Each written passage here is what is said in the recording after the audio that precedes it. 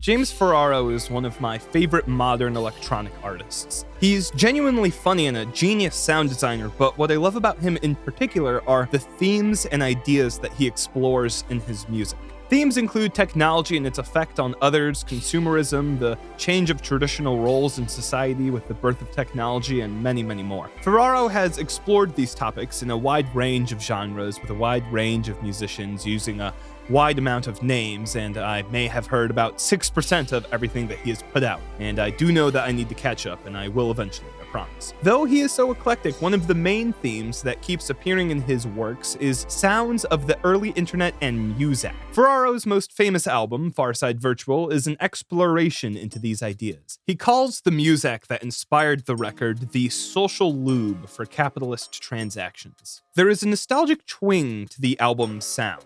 The MIDI piano, the samples that are trying their best to imitate real instruments and failing horribly, it all sounds gloriously fake. The entire album, it radiates the word synergy and youth leadership. It sounds like the combination of a VHS instructional video and hold music on the phone.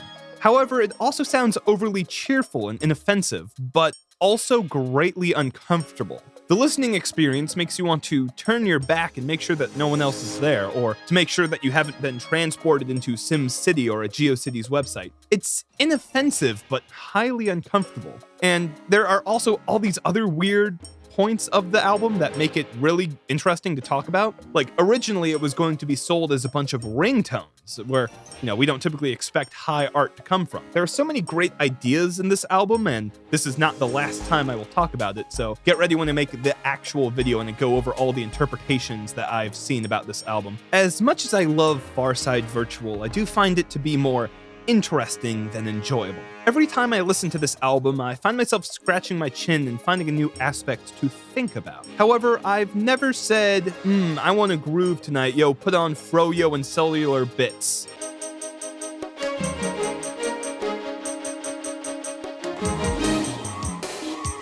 It's a good song, mind you, but I think that Ferraro is more well-known and respected as a conceptual artist than as a composer. Whenever I see people talk about Ferraro, it always seems to be in the context of his ideas. A new Ferraro album dropped. What are its themes? It creates this aura of pretentiousness around his work. A good amount of his music is rather off-putting. It sounds odd and unnatural, with that, of course, being the point. It's the kind of sound that you would be looking for a message, but I always cringe a tad when I see people liking the idea of a piece of art rather than actually enjoying the art itself. At a certain point, it feels like the people that listen to Ferraro's music don't even care about how it sounds outside of the message that it holds. This is not to say that Ferraro's tracks are not good. What I'm trying to say is that a lot of his fans have an emotional reaction to his ideas rather than his music, leading people to not really talk about how his music is enjoyable, downplaying him as a composer and sound designer, and instead treating him like this odd philosopher. That's why my favorite piece by Ferraro is not one of these hyper-contextual pieces, though I do love iAsia and expect a video on that at some point, but instead a live version of his song Earth Jump that he did at Primavera Sound, because it is just a fantastic piece of music. Ferraro's Live at Primavera Sound 2012 set is magical. It takes from so many genres, but leans most towards ambient trance. However, like all of his music, it does not fit one genre, and the genres that have been thrown at it fit as well as a hoodie on a cat. The most striking thing about this record, and one of the biggest things that makes it difficult for people to put it into genre boxes, are the bird sounds. Most of the early parts of this set have these reverberated and compressed bird sounds that add atmosphere to the whole song. Though they're literally just bird sounds with some effects thrown on them, they add a lot to this record and make it really stick out amongst all the other trance-like music that surrounds it. They stick out so much that a large number of reviews have described this album as trekking through a cyber rainforest, or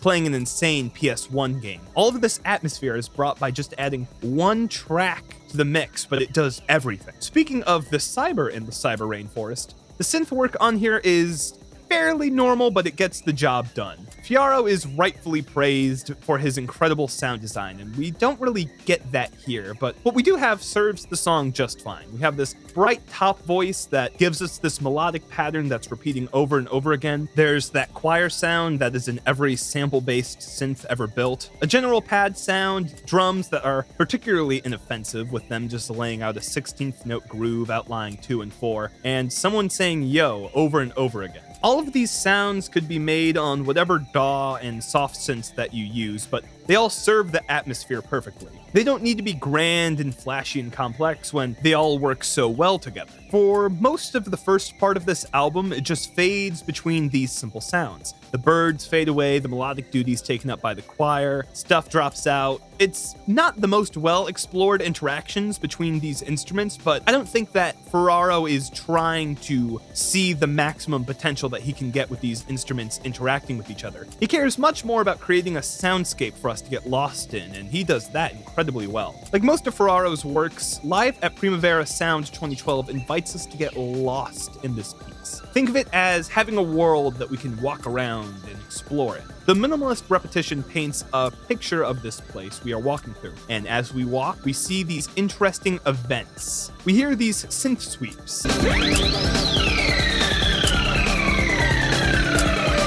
A conversation about shutting a bitch up.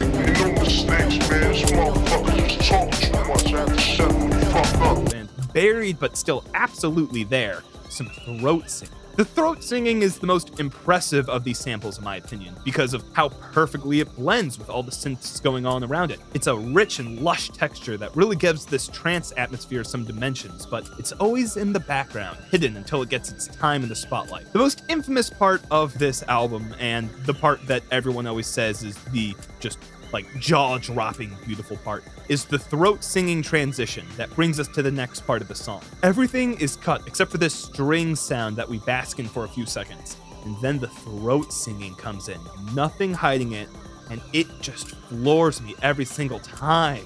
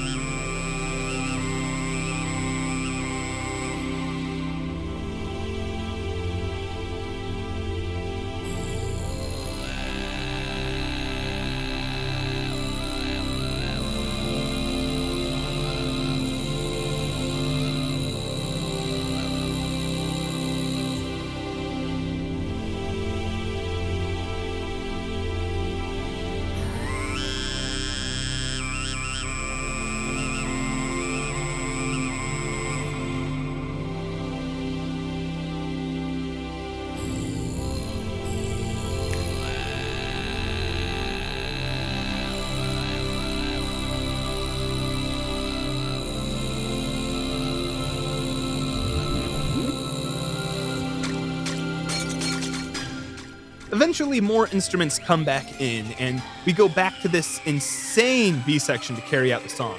We mostly have the same instrument interactions going on here, but with a couple new elements, and it also really goes hard this time. This new flute sound has been introduced, and it plays along with the melody. They dance with each other with the throat singing, and you have these big, passionate, life-affirming chords. The drums also mix themselves up a little bit in the end, too. It really makes for this uplifting and powerful section. It feels like we've come upon something great and grand.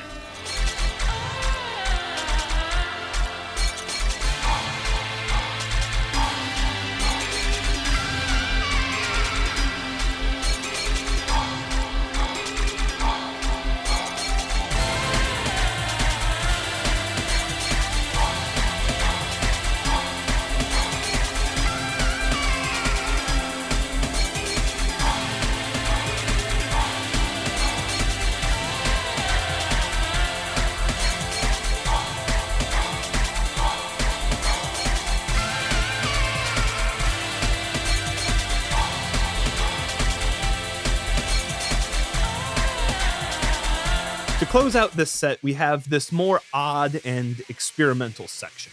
We have these low drones and staticky samples that don't really do too much for me compared to the buildup of the first section and the payoff of the second section, but it still shows just how far Ferraro is willing to push these genres, throwing in things that few others would have the balls to do, and that even less would be able to do effectively. Though it's weird and odd and jarring, it doesn't feel too out of place. This entire set doesn't share a lot of the other things that make Ferraro so beloved, his sense of comedy, his sound design, his ideas on consumer culture, but it more than makes up for that with this wonderful soundscape and grooving back half. By the time you see this video, I will be done with all of my finals and papers, so I finally have time to review music that's longer than 20 minutes. Expect a really cool video next week. Support me on Patreon if you want to get these videos a week early, get featured in credits, and have commentary on videos. Thank you so much for watching. Love you. Bye.